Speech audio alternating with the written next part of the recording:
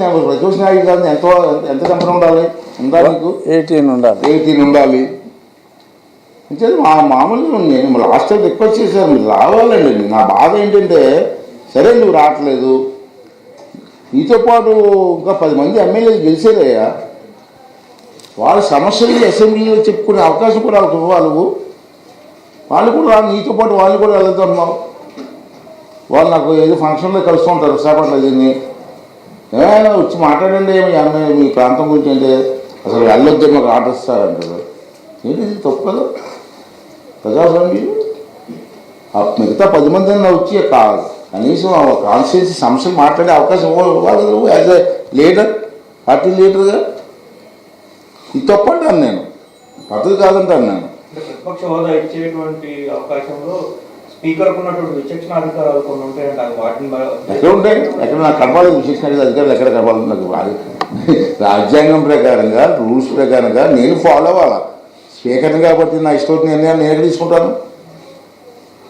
చూశాను, అందరితో మాట్లాడాను, చాలామంది న్యాయకోవిదులతో మాట్లాడాను.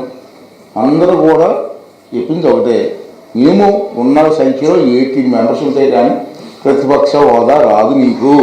అది నీకు తెలియదా? నీ దగ్గర కూడా చాలా మంది పెద్ద మేధావులు ఉన్నారు కదా, అది చెప్పట్లేదా నీకు?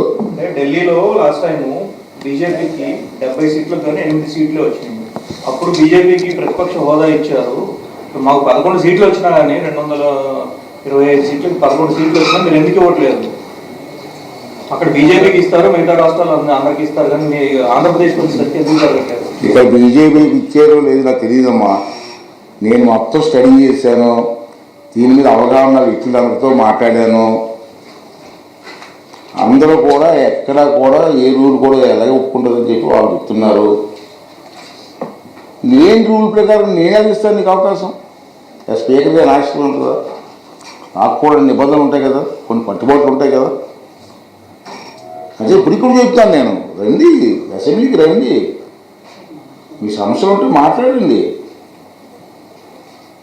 మీ సమస్యలని అసెంబ్లీలో మాట్లాడే అవకాశం లేదా స్పీకర్గా నేను అవకాశం ఇస్తాను. అంతేకాదు లేనిపోయిన రూల్స్ అన్ని పెట్టి నాకు అవకాశం ఇవ్వండి, ప్రతిపక్ష నాయకుడు హోదా ఇవ్వండి, చంద్రబాబు నాయుడు గారు ముఖ్యమంత్రికి ఎంత టైం మాట్లాడతారో అంత టైం నాకు ఇవ్వండి అంటే ఎట్లా ఇస్తారు సార్? సార్ ఇప్పుడు ఒక సభ్యుడు తనకు హాజరైనట్లు ఎట్లా పరిగణిస్తారు? బయట అటెండెన్స్ రిజిస్టర్లో సంతకం పెట్టి వెళ్ళిపోతారు, హౌస్లో కంపల్సరీ కూర్చోవాలి. హౌస్లో రికార్డ్ అవుతుంది కదా సార్, హౌస్లో రికార్డ్ అవుతుంది కదా. ఏదైతే ఎన్నో వచ్చాయి, అటెండెన్స్ రిజిస్టర్ అటెండెన్స్ రిజిస్టర్ కూడా ఉంది. అవును, సభకు వచ్చే పెట్టాలి. ఉన్నటువంటి అటెండెన్స్ రిజిస్టర్ లో సంతకం పెట్టేసి హౌస్ లోకి ఏదో గడపలోకి వచ్చి కనిపించేసి వెళ్ళిపోవడం అంటే కుదురుతుంది. అదే ఇంతకుముందు ఎట్లా జరిగిందో నాకు తెలియదు, రాలేదు. కానీ నేను వచ్చిన దగ్గర నుంచి కూడా ప్రతిది కూడా రికార్డ్ అవుతుంది, ఎవరెవరు సభకు వస్తున్నారని. అటువంటి దొంగ సంతకాలు పెట్టే అవకాశం మాత్రం ఉండదు ప్రస్తుతం ఉన్న పరిస్థితుల్లో. కొత్తగా శాసనసభ కడుతున్నాం, ఇంకా లేటెస్ట్ టెక్నాలజీ. ఇంతకుముందు జరిగే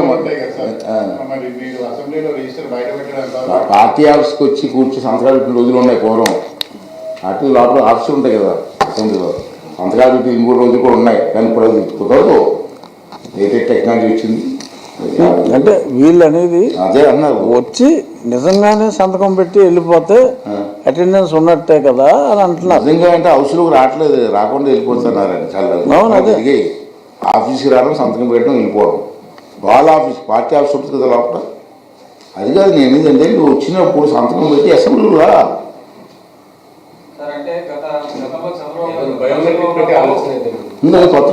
కొత్త అసెంబ్లీలో అన్ని పెడతాం సార్, లేటెస్ట్ టెక్నాలజీ అని తీసుకొస్తాం కొత్త అసెంబ్లీ. ఆ తర్వాత అసెంబ్లీ 12 రోజులే జరిగిందా?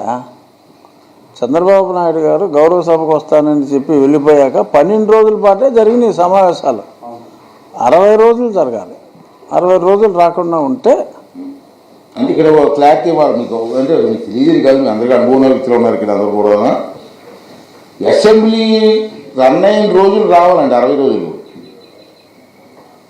మధ్యలో 11 రోజులు జరగవచ్చు, 15 రోజులు జరగవచ్చు, ఎమర్జెన్సీ జరగవచ్చు, అన్నీ కౌంట్ చేస్తే 60 days running day, running time, running days. Running days session ఆన్లో ఉన్నప్పుడు Saturday Sundays also will be counted. Continuous session ఉన్నప్పుడు. అంటే గతంలో చంద్రబాబు ప్రతిపక్ష నేతగా ఉన్నప్పుడు ఆయన అగౌరవ ప్రచార ఆదేశాల్లో